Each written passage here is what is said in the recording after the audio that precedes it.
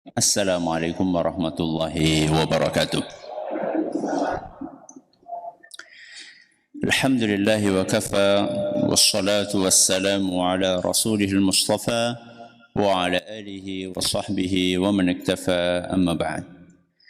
Kita panjatkan puja dan puji syukur kehadirat Allah Subhanahu wa taala pada kesempatan pagi menjelang siang yang berbahagia kali ini. Kita kembali diberi kekuatan, kesehatan, hidayah serta taufik dari Allah Jalla wa'ala, sehingga kita bisa kembali menghadiri pengajian rutin Senin pagi di Masjid Manarul Ilmi di Komplek Pondok Pesantren Tunas Ilmu di Desa Kedung Wuluh Purbalingga ini. Kita berharap semoga Allah Azza wa Jalla berkenan untuk melimpahkan kepada kita semuanya ilmu yang bermanfaat, sehingga bisa kita amalkan sebagai bekal untuk menghadap kepada Allah Jalla wa'ala. Allahumma amin. Salam dan salam semoga senantiasa tercurahkan kepada junjungan kita Nabi Agung Muhammad sallallahu alaihi wasallam, pada keluarganya, sahabatnya dan umatnya yang setia mengikuti tuntunannya hingga akhir nanti. Para hadirin dan hadirat sekalian yang dirahmati oleh Allah dan juga segenap pendengar serta pemirsa yang mudah-mudahan senantiasa diberkahi oleh Allah Azza wa Jalla. Hari ini kita akan melanjutkan kajian kita fikih doa dan zikir. Kali ini memasuki serial nomor 188 dengan mengangkat tema zikir dan doa sebelum tidur bagian yang ke-7. Jadi kita sudah sampai ke bacaan yang ke-7 yang biasa dibaca oleh Nabi kita SAW sebelum tidur. Bacaan itu adalah membaca surat Al-Kafirun. Berapa kali? 1 kali. Sudah hafal atau belum? Sudah, masalah Kafirun gak hafal. Ya, walaupun ada sebagian yang suka kebalik-balik, orang rampung-rampung, apa maning wis ngantuk ya, nggak selesai-selesai apalagi karena udah ngantuk. Jadi surat Al-Kafirun ini di dalam mushaf Al-Quran nomor urutnya adalah nomor 109. Ada di juz 30 atau juz amma. Ayatnya enggak banyak, hanya 6 ayat saja. Apa landasannya kita disuruh membaca surat Al-Kafirun sebelum tidur? Landasannya adalah sebuah hadis yang diriwayatkan oleh Imam Abu Dawud, dan isnad hadis ini dinilai sahih oleh Imam Al-Hakim dan juga Imam Ibnu Hajar Al-Asqalani rahimahumullah, dari seorang sahabat Nabi SAW yang bernama Naufal. Sinten bu? Naufal. Jadi Rasulullah SAW pernah berkata kepada Naufal radhiyallahu anhu. Apa kata Nabi SAW? Iqra' qul ya ayyuhal kafirun thumma nam ala khatimatiha. Wahai Naufal, bacalah qul ya ayyuhal kafirun. Surat apa? Al-Kafirun. Bacalah surat Al-Kafirun. Kemudian tidurlah sesudah engkau selesai membacanya. Ini perintah dari siapa, Bu? Rasulullah sallallahu alaihi wasallam untuk sahabat ini. Siapa nama sahabatnya? Naufal. Loh Ustaz, saya kan bukan Naufal. Ya. Ini perintah buat Naufal, sedangkan saya bukan Naufal. Pripun Bu jawab Ibu? Ya, perintah dari Nabi SAW itu berlaku untuk semua umatnya. Jadi bukan berarti ketika Nabi SAW menyampaikan sesuatu kepada salah seorang sahabatnya, berarti itu hanya berlaku untuk satu orang itu saja. Enggak kayak gitu. Memang asbab nuzulnya, sebab disampaikannya hadis ini memang karena ada kejadian Nabi SAW ketemu sama Naufal, kemudian Nabi menyampaikan pesan ini. Tapi dalam agama kita bahwa perintah Nabi SAW, perintah Allah Subhanahu wa taala itu berlaku umum. Ya, aslinya seperti itu, kecuali kalau ada pengkhususan. Lah ini enggak ada pengkhususan.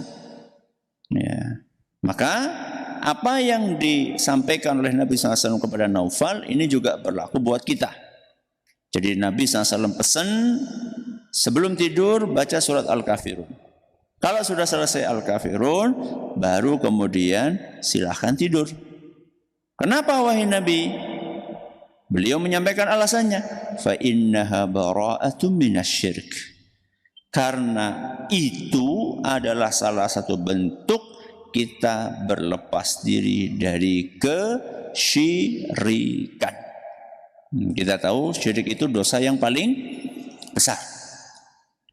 Karena syirik itu dosa yang paling besar, maka kita diperintahkan untuk berlepas diri. Ya, berlepas diri gue ya maksudnya orang merek-merek. Ya, tidak mendekat, apalagi mendekat aja nggak boleh lah, mendekat aja nggak boleh, apalagi melakukan. Ya, jangan dekat-dekat sama perbuatan syirik, apalagi melakukan. Nah, supaya kita bisa senantiasa mengingat prinsip ini, maka setiap malam kita dianjurkan untuk membaca surat Al-Kafirun ben boten kelalen, supaya tidak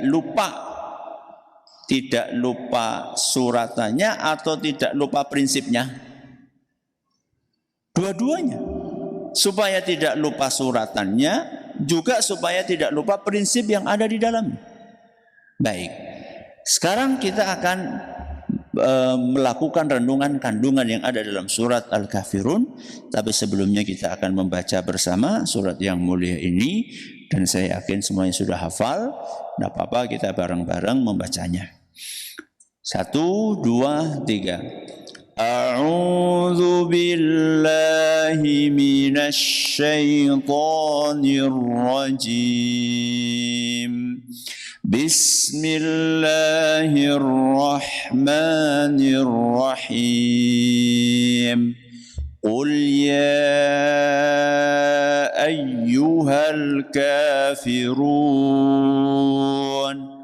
la a'budu ma ta'budun wa la antum 'abiduna ma a'bud wa la ana 'abidum ma 'abadtum ولا أنتم عابدون ما أعبد لكم دينكم ولي دين.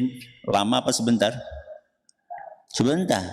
Makanya kalau sebelum tidur daripada tulanan HP mendingan apa? Baca surat Al-Kafirun. Urung ngantuk Ustaz, baca Al-Mulk. Urung ngantuk Ustaz, baca Az-Zumar. Urung ngantuk Ustaz, Al-Isra. Ayo, kurang apa maning? Ya, alasan.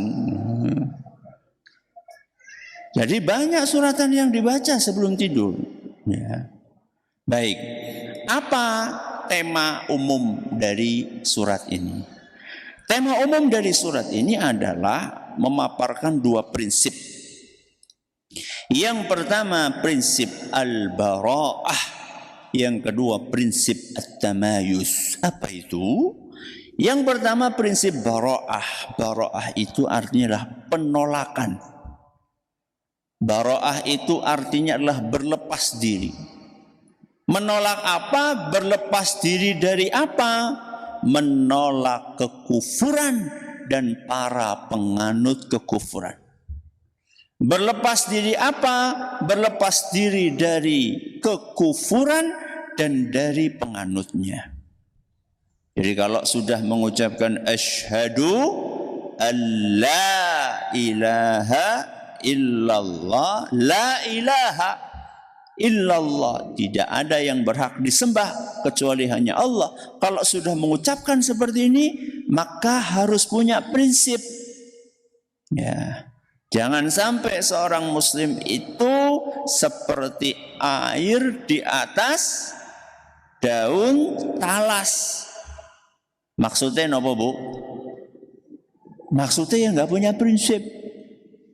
Ya, jadi ngasih kagungan talas napa mboten? Ya, sente. Ya, kalau nggak ada talas sente, coba jenengan lihat kalau ada air di atas daun itu, jenengan miringkan ke kanan, airnya ke kanan, miringkan ke kiri, airnya ke kiri. Kancane ngalor melu, ngalor, kancane ngidul melu, ngidul. Takoni kenapa ngalor? Napa jawabnya?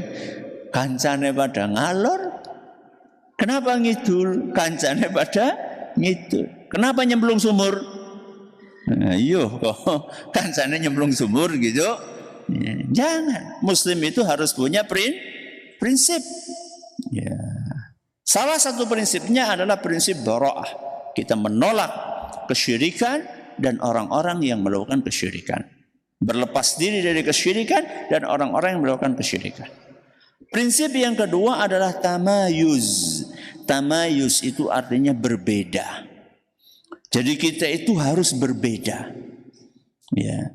Berbeda total antara kita dengan orang lain yang tidak seagama dengan kita. Berbeda dalam prinsip. Kalau orang lain mereka melakukan kesyirikan, maka prinsip kita adalah tauhid. Kita harus beda. Ya. Kalau orang lain suka berbuat curang, maka kita berupaya untuk selalu jujur. Harus beda dong. Masa muslim sama dengan non-muslim perilakunya, sama-sama suka berbicara kotor, sama-sama suka korupsi, sama-sama suka mencela, sama-sama suka menyebar hoax? Enggak, kita harus beda. Kita harus tamayus. Kita harus punya perbedaan sikap, harus punya perbedaan keyakinan. Walaupun kita bisa bekerja sama dengan orang yang berbeda keyakinan, tapi keyakinan kita, apalagi akidah kita, tidak boleh luntur. Ini namanya prinsip tamayus. Nah, prinsip ini karena sangat penting, sehingga di dalam surat Al-Kafirun ini dilakukan penegasan tentang dua prinsip tersebut. Karena saking pentingnya prinsip ini, surat Al-Kafirun ini dari ayat 1 sampai 6 isinya penegasan ya atas prinsip tersebut. Mari kita mulai dari prinsip yang pertama, penegasan yang pertama. Penegasan yang pertama ada dalam ayat yang pertama. Ya, di mana Allah Subhanahu wa taala di ayat yang pertama berfirman apa, Bu? Qul ya ayyuhal kafirun. Katakanlah wahai Muhammad, ya ayyuhal kafirun, wahai orang-orang kafir. Kalau jenengan perhatikan, Bu, Bapak, para pemirsa, penggunaan kalimat ya ayyuhal kafirun di dalam Al-Quran itu banyak nopo jarang. Kebanyakan nopo ya ayyuhan nas.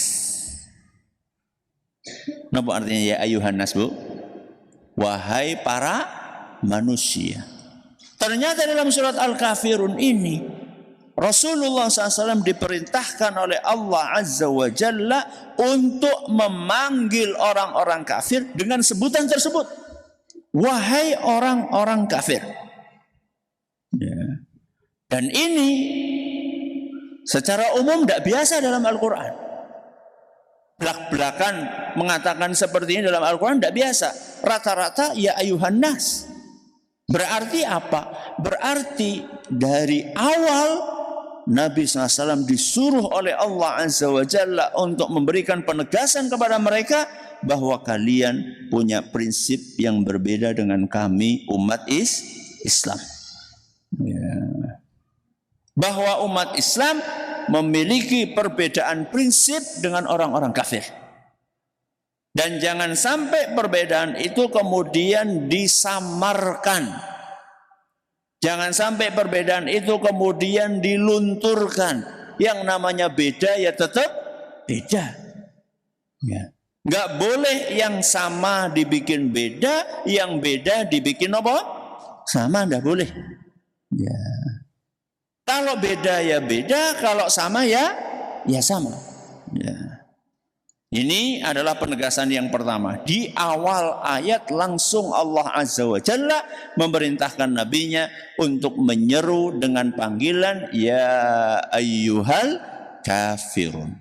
Dah. Penegasan yang kedua. Penegasan yang kedua ada di ayat yang kedua. Ayat pinten Bu? Kedua dan ayat yang keempat. Ayat yang kedua dan ayat yang keempat ini mirip. Mari kita baca. Ayat yang kedua bunyinya la a'budu ma ta'budun. Aku tidak akan menyembah apa yang kalian sembah. Kalian sinten Bu? Orang-orang kafir. Aku Rasul SAW tidak akan menyembah apa yang kalian sembah. Karena ceritanya orang-orang kafir itu pernah membujuk Nabi kita Muhammad SAW untuk melakukan arisan keyakinan. Astagfirullah. Arisan kok keyakinan. Maksudnya kemudian Ustaz arisan keyakinan. Maksudnya orang-orang musyrikin Quraisy mau menyembah Allah. Tapi ngesuk gantian. Ya, jadi hari ini kaum musyrikin mau menyembah Allah, tapi besok gantian Rasulullah SAW menyembah sinten? Berhala. Kuwi jenenge arisan apa? Keyakinan. Ya. Kelihatannya kan win-win solution. Kelihatannya adil ya. Padahal nggak bisa. Ini masalah prinsip kok. Karena ini masalah prinsip, maka Allah Azza wa Jalla memerintahkan nabinya untuk mengucapkan la a'budu ma ta'budu. Aku tidak akan menyembah apa yang kalian sembah. Kemudian di ayat yang keempat diulang lagi mirip. Wala ana 'abidum ma 'abadtum. Ya, ini juga mirip maknanya. Lah kenapa ada pengulangan seperti ini? Sebagai bentuk penegasan bahwa kapanpun, kenapa Bu? Kapanpun aku tidak akan menyembah apa yang kalian sembah. Jadi kalau misalnya hari ini saya menolak arisan keyakinan itu, jangan dipikir bahwa besok saya akan menerima. Jadi prinsip ini adalah prinsip yang akan kita pertahankan sampai kapan Bu? Sampai akhir hayat. Jadi tidak akan berubah-ubah. Tidak akan kita mengubah prinsip ini, tidak. Ya. Pokoknya kita akan mempertahankan prinsip ini sampai kapanpun. Ya. Sampai kapanpun kita tidak akan menyembah apa yang mereka sembah. Dan apapun yang mereka sembah selain Allah, kita tidak akan pernah sembah. Ya, jadi mulai dari waktunya dan objeknya. Waktunya berlaku semua waktu, objeknya berlaku semua objek. Jadi waktunya sekarang enggak, besok enggak, lusa enggak. Kalau objek apapun yang kalian sembah, batu kami enggak mau sembah. Kalian sembah pohon, kami enggak mau sembah. Apapun yang kalian sembah, kami enggak akan sembah. Ya. Kalian nyembah keris kami nggak mau. Apa mending nyembah sapi? Ya, apalagi nyembah tikus. Ya, ada orang nyembah apa? Tikus. Ya, kita nggak akan mau. Pokoknya selain Allah kami tidak akan sembah. Ini adalah penegasan yang kedua, bahwa kita harus beda. Ya, kita menyembah Tuhan yang satu, yaitu sinten? Allah Azza wa Jalla. Mereka menyembah banyak Tuhan. Jelas kita berbeda. Ini penegasan yang kedua. Penegasan yang ketiga ada di ayat yang ketiga dan ayat yang kelima. Ayat yang ketiga bunyinya wala antum abiduna ma a'bud. Wala antum, kalian Kalian itu sinten, Bu? Orang-orang musyrik yang tadi nawarkan apa, Bu? Arisan keyakinan. Wala antum abiduna ma'abud. Kalian orang-orang musyrik juga tidak akan menyembah apa yang aku sembah. Diulang lagi di ayat yang kelima, wala antum abiduna ma'abud, sama plek redaksinya. Loh, bukannya tadi orang-orang musyrik sendiri yang menawarkan diri mereka akan menyembah Allah dengan syarat Nabi SAW mau menyembah berhala. Kenapa Allah katakan wala antum abiduna ma'abud? Kalian gak akan menyembah apa yang aku sembah. Betul, kalaupun mereka menyembah Allah itu cuma sekedar nyembah-nyembahan alias boten apa? Boten serius. Apakah kalau mereka kemudian datang ke masjid, ya, ikut merayakan ajaran agama kita, apa kemudian mereka betul-betul menyembah Allah? Atau hanya sekedar untuk lipstick? Lipstick niku napa, Bu? Hiasan bibir. Kalian sejatinya tidak akan pernah menyembah Allah Subhanahu wa taala selama kalian merasa masih berada di atas kekafiran kalian. Karena orang Islam punya prinsip menyembah Allah itu tidak boleh digabungkan dengan menyembah selain Allah. Nek sudah menyembah Allah ya kudu nyawiji. Nyawiji niku napa? Bu, nyawiji napa, Bu? Nyawiji ya kudu siji. Enggak boleh mendua. Barang mboten, Bu? Mendua bareng, Bu? Mbak, mendua bareng.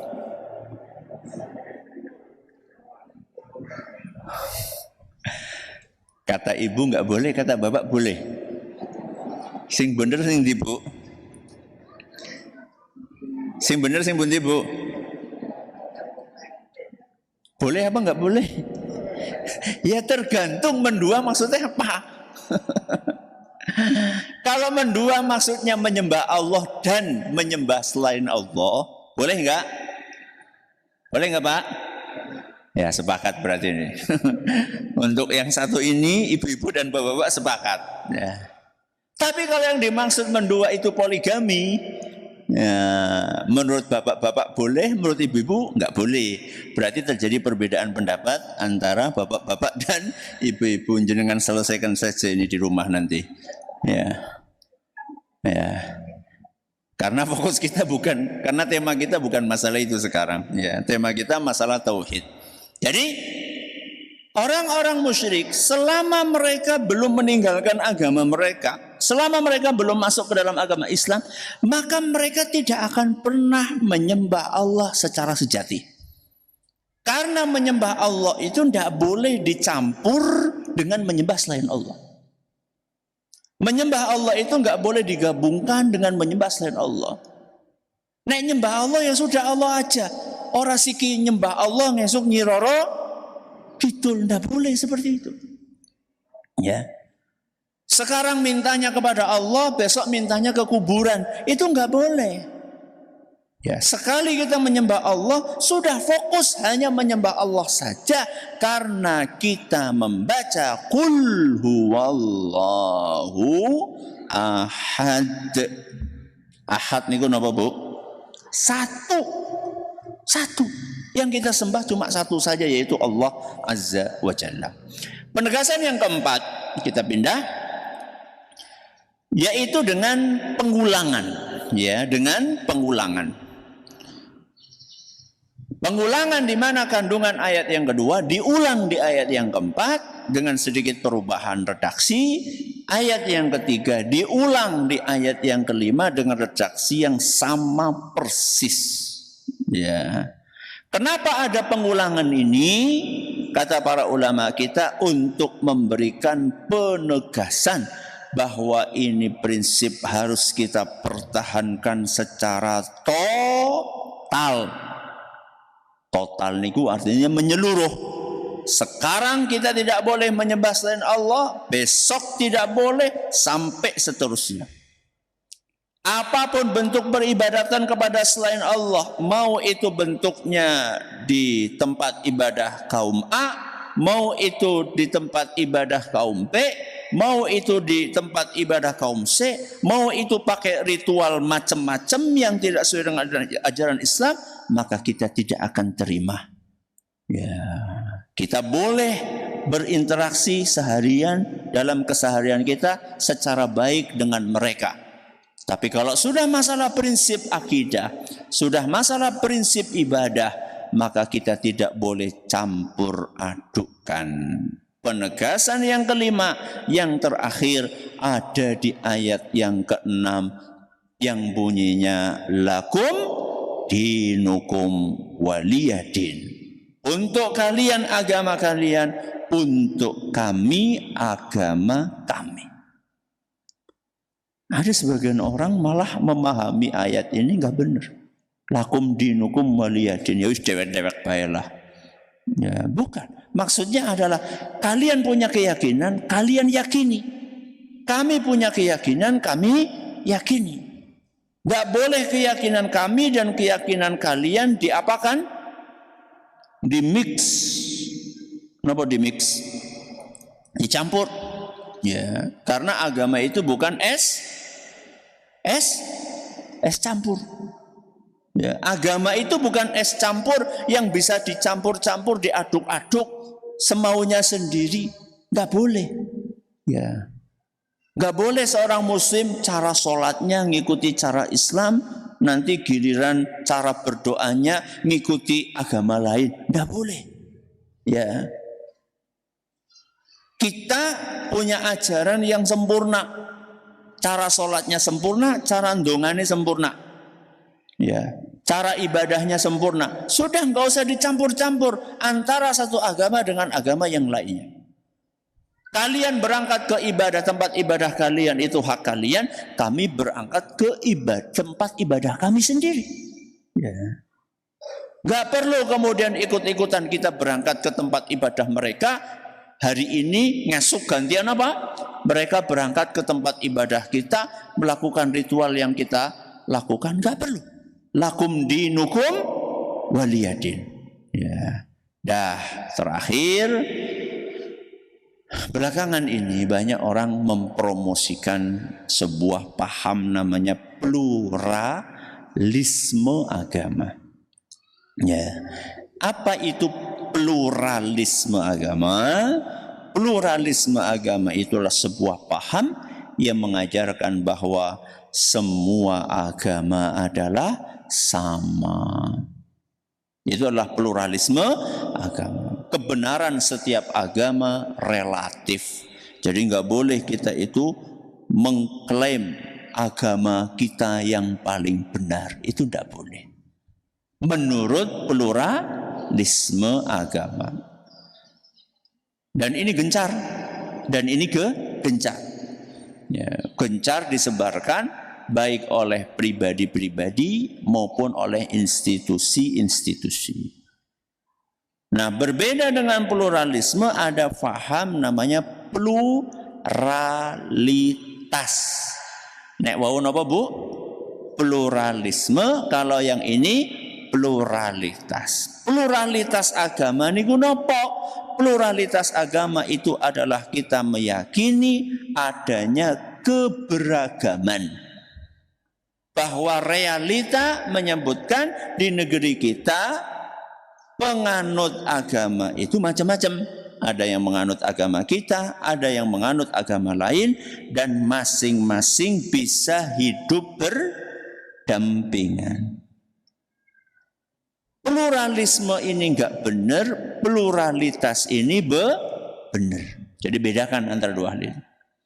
Dari dulu Islam itu sejak awal mengakui adanya keberagaman, pluralitas itu diakui sama Islam. Makanya jangan ingat enggak, Rasulullah SAW di Madinah hidup Muslim semua atau ada non Muslim? Siapa contohnya? Orang Yahudi. Ada enggak di Madinah orang Yahudi? Ada. Di Madinah ada enggak orang musyrik? Ada. Nabi SAW bisa hidup bersama dengan mereka berdampingan. Ya. Dan Rasulullah SAW tidak memaksa mereka untuk masuk ke dalam agama Islam. Berarti nggak boleh ngajak, boleh, tapi nggak maksa. Ya, nggak maksa. Jenengan baca dalam kitab-kitab sejarah. Begitu umat Islam masuk ke sebuah wilayah non-Muslim, maka mereka diberi kesempatan mau masuk Islam silahkan, tidak masuk Islam juga tidak apa-apa. Ya. Dan ini adalah toleransi yang luar biasa yang dipraktekkan dalam Islam. Justru yang dipertontonkan saat ini adalah ketika kaum muslimin minoritas, justru mereka lah yang ditindas di mana-mana. Ya, di Cina demikian, di India demikian, di mana lagi nggih, Bung nggih? Ya, di Palestina juga demikian. Ya. Tapi dalam sejarah kaum muslimin, setiap mereka menjadi mayoritas, maka yang minoritas non muslim ini selalu dilindungi. Ya. Bahkan di dalam agama kita, seorang anak yang punya orang tua non muslim boleh berbakti? Bukan boleh, wajib berbakti. Ya, bukan boleh, tapi nopo Bu? Wajib berbakti. Wajib berbakti kalau seandainya orang tua itu tidak menyuruh hal-hal yang melanggar agama. Diminta orang tua itu minta diantarkan ke rumah sakit berobat. Boleh atau tidak ngantar, Bu? Harus, bukan boleh, harus. Padahal orang tua tersebut non muslim. Apalagi kalau orang tuanya muslim.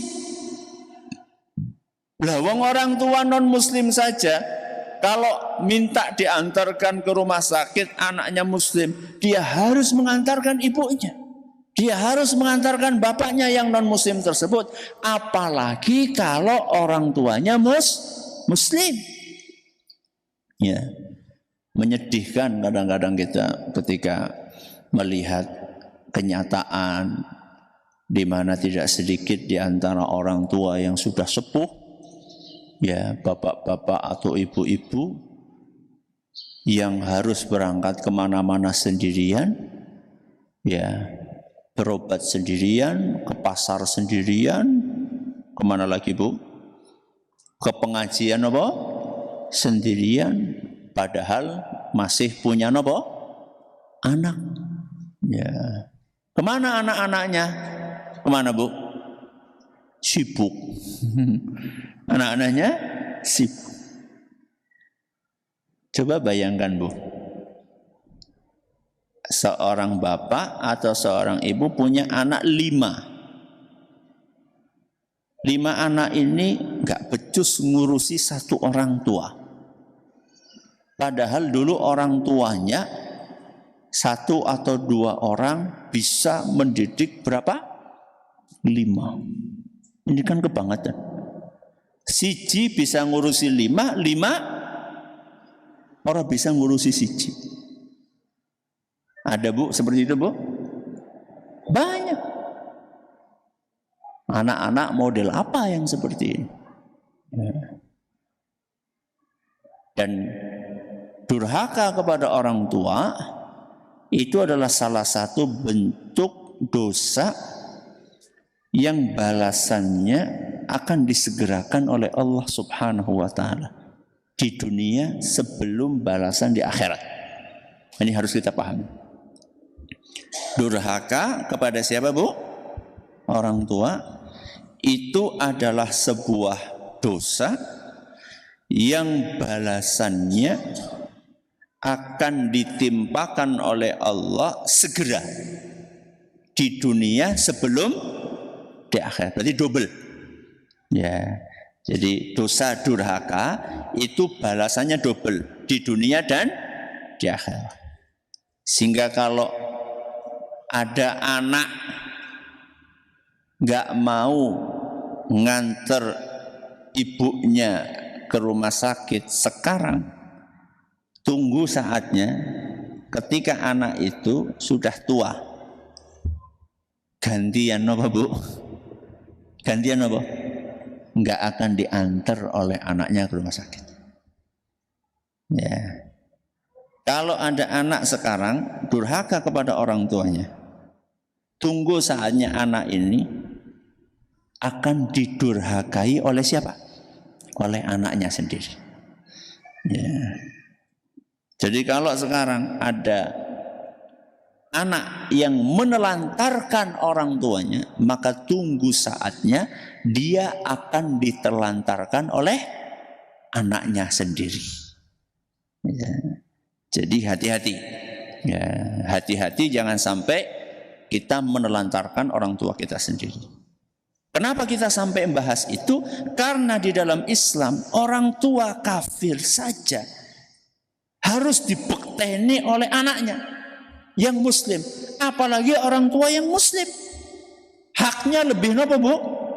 Lebih besar ya dibandingkan orang tua yang non muslim. Maka intinya bahwa surat Al-Kafirun ini menolak pluralisme agama. Tapi kalau pluralitas agama, maka itu bisa kita terima. Dalam arti kita bisa mengakui adanya perbedaan agama dan kita tidak mengganggu orang lain menjalankan ritual ibadahnya, tidak juga merusak tempat ibadah mereka.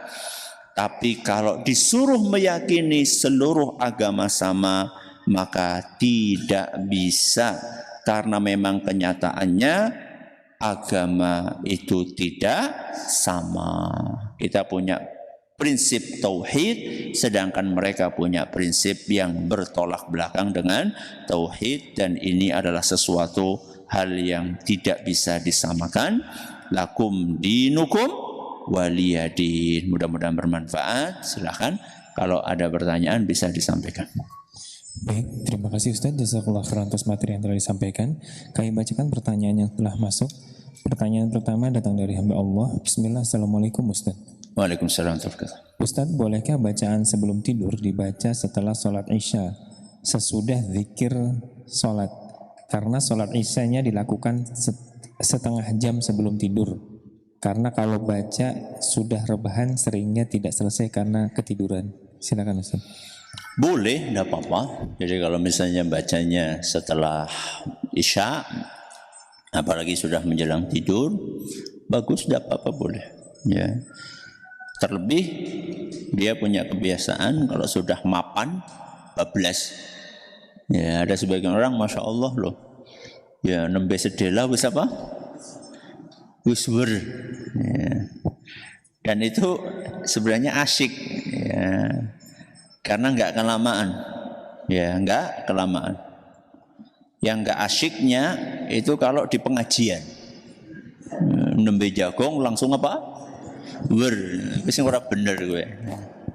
Ya, tapi kalau misalnya jenengan begitu di kasur baru rebah, belum lama sudah tidur nyenyak, itu masya Allah, itu nikmat dari Allah itu. Ya, karena kenyataannya tidak sedikit orang yang sudah mapan pun masih gelebak-gelebak, susah untuk tidur. Tidak apa-apa. Ya, apalagi kalau misalnya dikhawatirkan kalau sudah terlanjur berbaring terus jadinya ketiduran. Ya, silakan.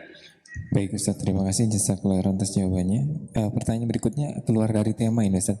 Assalamualaikum warahmatullahi wabarakatuh. Waalaikumsalam warahmatullahi wabarakatuh. Barakallahu fikum Ustaz.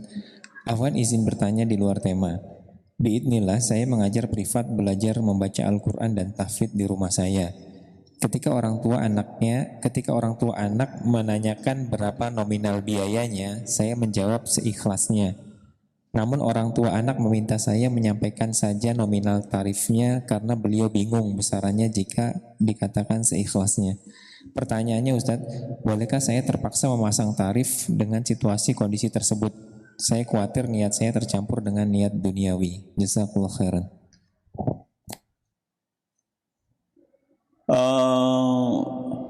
Kalau Anda memasang tarif kemudian Anda dikasih di bawah tarif itu, Anda kecewa enggak?